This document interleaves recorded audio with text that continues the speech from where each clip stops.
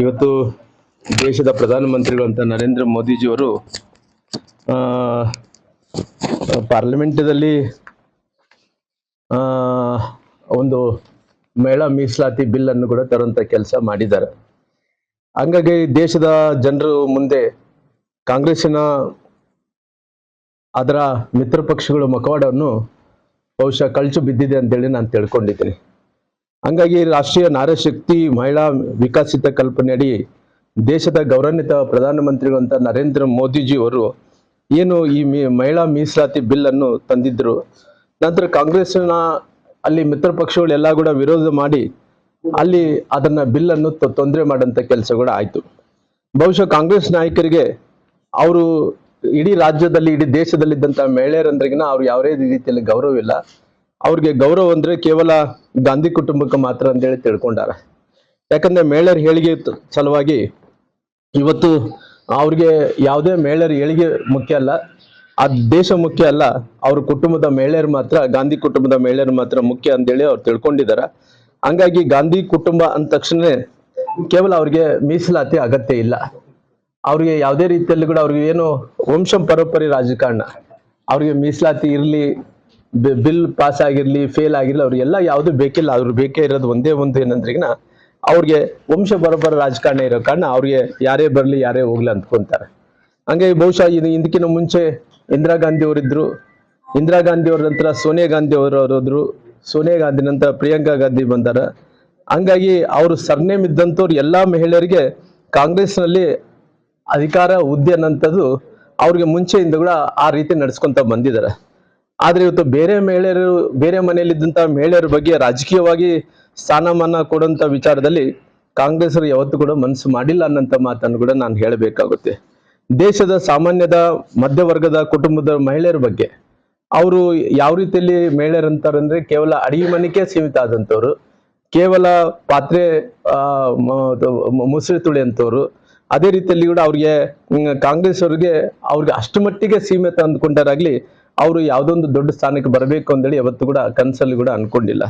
ಹಂಗಾಗಿ ಇವತ್ತು ಕಾಂಗ್ರೆಸ್ನಲ್ಲಿ ಇಂದಿರಾ ಗಾಂಧಿ ಆಯ್ತು, ಸೋನಿಯಾ ಗಾಂಧಿ ಆಯ್ತು, ಇವಾಗ ಪ್ರಿಯಾಂಕಾ ಗಾಂಧಿ ಬಂದಿದ್ದಾರೆ, ಇನ್ನ ಯಾರು ಅವ್ರ ಕುಟುಂಬಸ್ಥರು ಯಾರು ಬೇಕಾದ್ರೂ ಕೂಡ ಬರ್ಬೋದು ಅಂತೇಳಿ ನಾವು ತಿಳ್ಕೊಂಡಿದ್ವಿ. ಹಂಗಾಗಿ ಇವತ್ತು ಕೇವಲ ಕಾಂಗ್ರೆಸ್ ಪಾರ್ಟಿ ಒಂದೇನೆ ಈ ಬಿಲ್ ಅನ್ನು ಮೀಸಲಾತಿ ಇವತ್ತು ಹೆಣ್ಮಕ್ಳ ಬಿಲ್ ಅನ್ನು ಅವರು ಈ ಪಾರ್ಲಿಮೆಂಟದಲ್ಲಿ ತಿರಸ್ಕಾರ ಮಾಡಿದರೆ ಅಲ್ಲ. ಇವತ್ತು DMK ಸಮಾಜವಾದಿ ಪಾರ್ಟಿ, TMC 4 ರಾಜಕೀಯ ಪಕ್ಷಗಳು ಯಾವ ಮಹಿಳೆಯರಿಗೆ ಅವಕಾಶವನ್ನು ಕೂಡ ಯಾವತ್ತೂ ಕೂಡ ಅವಕಾಶವನ್ನು ಸಿಕ್ಕಿಲ್ಲ. ಹಂಗಾಗಿ DMKದಲ್ಲಿ ಇವತ್ತು ಯಾವ ರೀತಿಯಲ್ಲಿ ಅಂದ್ರೆ ಕರುಣಾನಿಧಿ ನಂತರ ಅವ್ರ ಮಗ ಆದಂತ ಸ್ಟಾಲಿನ್ ಆದ ನಂತರ ಉದಯನಿಧಿ ಸ್ಟಾಲಿನ್ ಅವರು ಅವರೆಲ್ಲರೂ ಕೂಡ ರಾಜಕೀಯವನ್ನೇ ಮಾಡ್ಕೊಂತ ಬಂದರಾಗ್ಲಿ, ಯಾವ ರೀತಿಯಲ್ಲಿ ಕೂಡ ಕುಟುಂಬದ ರಾಜಕಾರಣ ಮಾಡ್ಕೊಂತ ಬಂದರಾಗ್ಲಿ ಬೇರೆಯವ್ರು ಯಾವತ್ತೂ ಕೂಡ ಅವಕಾಶವನ್ನು ಕೊಡ್ಲಿಲ್ಲ. ಅದೇ ರೀತಿಯಲ್ಲಿ ಸಮಾಜವಾದಿ ಪಾರ್ಟಿಯನ್ನು ನೋಡಿದಂತ ಟೈಮಲ್ಲಿ ಮುಲಾಯಂ ಸಿಂಗ್ ಯಾದವ್ ಆದ ನಂತರ ಪುತ್ರರಾದಂತ ಅಖಿಲೇಶ್ ಯಾದವ್ ಅವರು ಅವ್ರ ಪಕ್ಷದಲ್ಲಿ ಬೇರೆಯವರಿಗೆ ಅವಕಾಶವನ್ನು ಯಾವತ್ತೂ ಕೂಡ ಅವ್ರು ಮಾಡಿ ಕೊಟ್ಟಿಲ್ಲ. ಹಂಗಾಗಿ ಮಹಿಳೆಯರಿಗೆ ಅವ್ರ ಪಾರ್ಟಿಯಲ್ಲಿ ಕೂಡ ಯಾವುದೇ ರೀತಿಯಲ್ಲಿ ಕೂಡ ಪ್ರಾತಿನಿಧ್ಯವನ್ನು ಕೂಡ ಕೊಟ್ಟಿಲ್ಲ. ಅವರು ಮೀಸಲಾತಿ ಒಪ್ತಾರ ಅನ್ನಂತ ಪ್ರಶ್ನೆ ಕೂಡ ನಮ್ಮೆಲ್ಲರಲ್ಲಿ ಕರುಗಳು ಇವತ್ತು ಕಾಣ್ತಾ ಇದೆ. ಹಂಗಾಗಿ TMC ಪಕ್ಷವನ್ನು ನೋಡಿದಂತ ಟೈಮಲ್ಲಿ ಇವತ್ತು ಮಮತಾ ಬ್ಯಾನರ್ಜಿ ಆದ ನಂತರ ಅವರ ಅಳಿಯ ಆದಂತ ಅಭಿಷೇಕ್ ಬ್ಯಾನರ್ಜಿ ಅವರು, ಅದೇ ರೀತಿಯಲ್ಲಿ TMC ರಾಜಕೀಯ ವ್ಯವಸ್ಥೆಯನ್ನು ಅದು ಎಲ್ಲ ರೀತಿಯಲ್ಲಿ ಮುಂಚೂಣಿ ತಗೊಂಡಂತ ಅವರು ಅಭಿಷೇಕ್ ಬ್ಯಾನರ್ಜಿ ಅವರು, ಆದ್ರೆ ಮಮತಾ ದೀಜಿಯವರು ಹೆಣ್ಣು ಮಕ್ಕಳಿಗೆ ಅವತ್ತು TMC ಪಾರ್ಟಿಯಿಂದ ಕೂಡ ಯಾವುದೇ ರೀತಿಯಲ್ಲಿ ಆದ್ಯತೆಯನ್ನು ಕೊಡ್ಲಿಲ್ಲ ಅನ್ನಂತ ಮಾತನ್ನು ಕೂಡ ಹೇಳ್ಬೇಕಾಗುತ್ತೆ.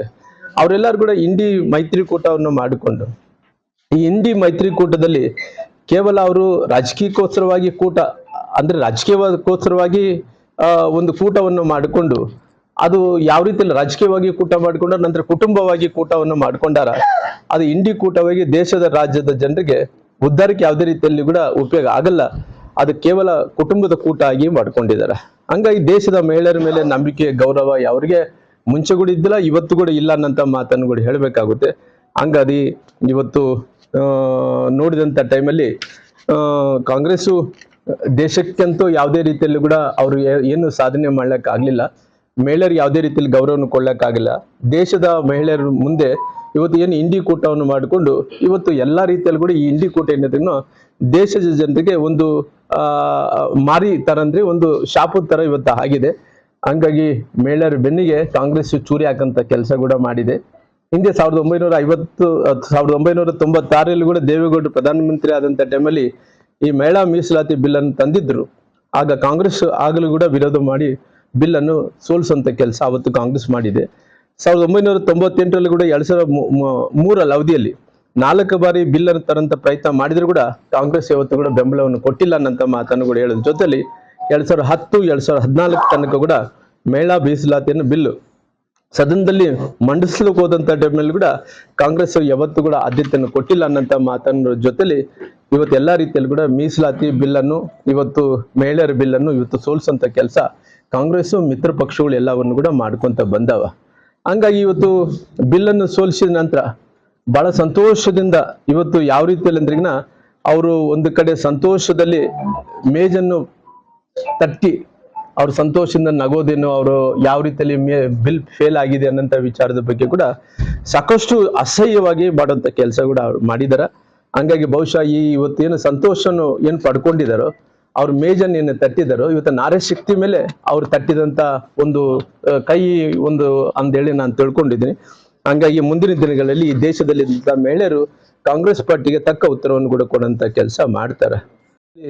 ಮಹಿಳೆಯರಿಗೆ ಅವಕಾಶವನ್ನು ಮಾಡಿಕೊಟ್ಟಾರ ಅನ್ನೋದು ಕೂಡ ಒಂದ್ಸಾರಿ ನೋಡಬೇಕಾಗುತ್ತೆ. ಯಾವತ್ತು ಕೂಡ ಕಾಂಗ್ರೆಸ್ ನಲ್ಲಿ ಬಹುಶಃ ಕಡಿಮೆ ಅಂದ್ಕೊಂಡಿದ್ದೀನಿ. ಭಾರತೀಯ ಜನತಾ ಪಾರ್ಟಿ ಮಧ್ಯಪ್ರದೇಶದಲ್ಲಿ ಉಮಾಭಾರತಿ ಅವರಿಗೆ ಅವಕಾಶ ಮಾಡಿಕೊಟ್ಟು, ಡೆಲ್ಲಿಯಲ್ಲಿ ಸುಷ್ಮಾ ಸ್ವರಾಜ್ ಅವ್ರಿಗೆ ಅವಕಾಶ ಮಾಡಿಕೊಟ್ಟು, ರಾಜಸ್ಥಾನದಲ್ಲಿ ವಸುಂಧರಾ ರಾಜ್ ಅವ್ರಿಗೆ ಕೂಡ ಅವಕಾಶ ಮಾಡಿಕೊಟ್ಟು, ಎಲ್ಲಾ ರೀತಿಯಲ್ಲಿ ಬುಡಕಟ್ಟು ಸಮುದಾಯಗಳದ ಒಬ್ಬ ಹೆಣ್ಮಗಳನ್ನ ರಾಷ್ಟ್ರಪತಿಗಳನ್ನು ಕೂಡ ಮಾಡಂತ ಕೆಲಸ ಇವತ್ತು ಭಾರತೀಯ ಜನತಾ ಪಾರ್ಟಿ ಮಾಡಿದೆ.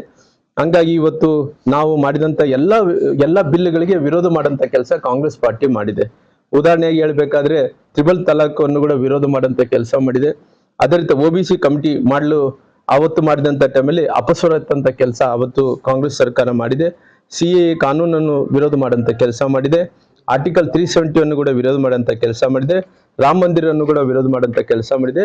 ದೇಶಕ್ಕೆ ಉಪಯೋಗವಾದಂತ ಎಲ್ಲಾ ಬಿಲ್ಗಳನ್ನು ಕೂಡ ಮಸೂದೆಗಳನ್ನು ಎಲ್ಲವನ್ನು ಕೂಡ ವಿರೋಧ ಮಾಡಂತ ಕೆಲಸ ಮಾಡಿದೆ.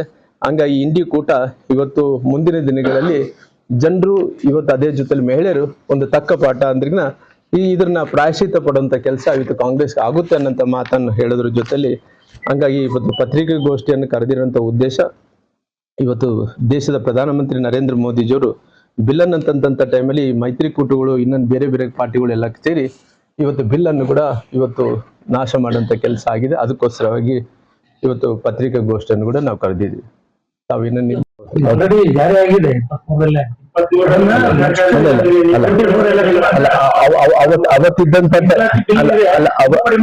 ಅವತ್ತಿದ್ದಂತ ಟೈಮಲ್ಲಿ ಕಾನ್ಸ್ಟಿಟ್ಯೂಷನ್ ರಿಮೆಂಡ್ಮೆಂಟ್ ಅದು ತಿದ್ದುಪಡಿ ಆಗ್ಲೇಬೇಕಾಗುತ್ತೆ.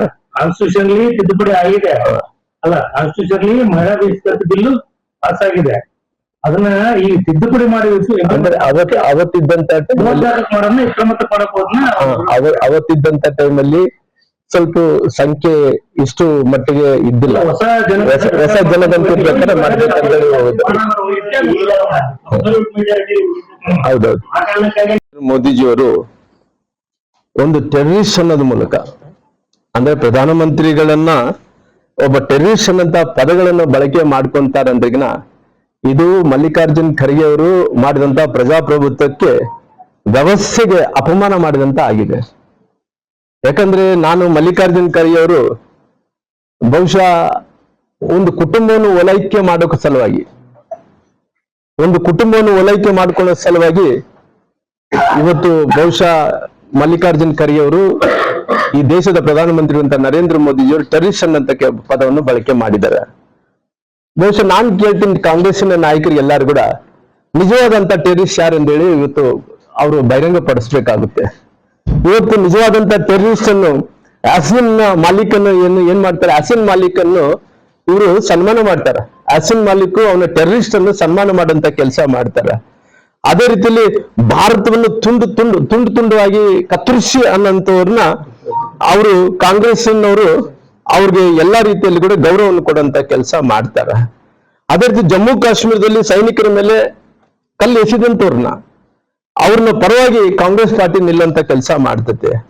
ಹಂಗಾಗಿ ಕಾಂಗ್ರೆಸ್ ಪಕ್ಷ ಇವತ್ತು ಏನಂದು ಕರಿಬೇಕು, ಇಷ್ಟು ಮಂದಿಗೆ ಟೆರರಿಸ್ಟ್ಗಳನ್ನು ಗೌರವಯುತವಾಗಿ ಸನ್ಮಾನವನ್ನು ಮಾಡುವಂತ ಕೆಲಸ, ಎಲ್ಲಾ ರೀತಿಯಲ್ಲೂ ಕೂಡ ಅವ್ರಿಗೆ ಗೌರವವನ್ನು ಕೊಡುವಂತ ಕೆಲಸ ನಮ್ಮ ಸೈನಿಕರ ಮೇಲೆ ಕಲ್ಲು ತೂರಾಟ ಮಾಡಿದಂತ ವ್ಯಕ್ತಿಗಳಿಗೆ ಅವ್ರು ಗೌರವದಿಂದ ಮಾತಾಡಿ ದೇಶದ ಪ್ರಧಾನಮಂತ್ರಿಗಳಂತ ನರೇಂದ್ರ ಮೋದಿ ಟೆರರಿಸ್ಟ್ ಅಂತ ಹೇಳಿದಂತವ್ರಿಗೆ ಇವತ್ತು ಇಷ್ಟು ಮಂದಿಗೆ ತಾವು ಸನ್ಮಾನವನ್ನು ಗೌರವ ಕೊಟ್ಕೊಂತ ಬಂದ್ರೆ ನಿಮ್ಮನ್ನೇನಂತ ಕರಿಬೇಕು? ಮಲ್ಲಿಕಾರ್ಜುನ್ ಖರ್ಗೆ ಅವರೇ ತಾವು ಇವತ್ತು ಕೇವಲ ಅಂದ್ರಿಗಿನ ಬಹುಶಃ ಇವತ್ತು ಮಲ್ಲಿಕಾರ್ಜುನ್ ಖರ್ಗೆ ಅವ್ರನ್ನ ಬಹಳಷ್ಟು ಸಾರಿ ನಾನು ಲೋಕಸಭೆ ಇದ್ದಂತ ಟೈಮಲ್ಲಿ ನನ್ನ ಜೊತೆಲಿ ಕೂಡ ಅಡ್ಡಾಡ್ತಿದ್ರು. ನಾನು ಬಹುಶಃ ಇದನ್ನಾಗ್ಲೂ ಅರ್ಥ ಮಾಡ್ಕೊಂಡು ನಮ್ಮ ರಾಷ್ಟ್ರೀಯ ಅಧ್ಯಕ್ಷ ಅಂತ ನಡ್ಡಾ ಅವರು ಮೊನ್ನೆ ಪಾರ್ಲಿಮೆಂಟ್ದಲ್ಲಿ ಅವರು ಇಳಿಯಂತ ಟೈಮಲ್ಲಿ ಅವ್ರಿಗೆ ಕೈಯನ್ನು ಕೊಟ್ಟು ಸಾಥ್ ಕೊಟ್ಟು ಅವ್ರ ಮೆಟ್ಲಲ್ಲಿ ಇಳಿಸಂತ ಕೆಲಸ ಮಾಡಿದ್ರು. ಅಂದ್ರೆ ನಾನೇನ್ ಹೇಳ್ತೀನಿ ಅಂದ್ರಿಗಿನ ಇವತ್ತು ನಿಮ್ ಮಗನ್ ತರನೇ ನೀವು ಸಣ್ಣ ಖರ್ಗೆ ತರ ನೀವು ಮಾತಾಡ್ತೀರಿ ಅಂದ್ರಿಗಿನ ಅದು ಸರಿಯಲ್ಲ.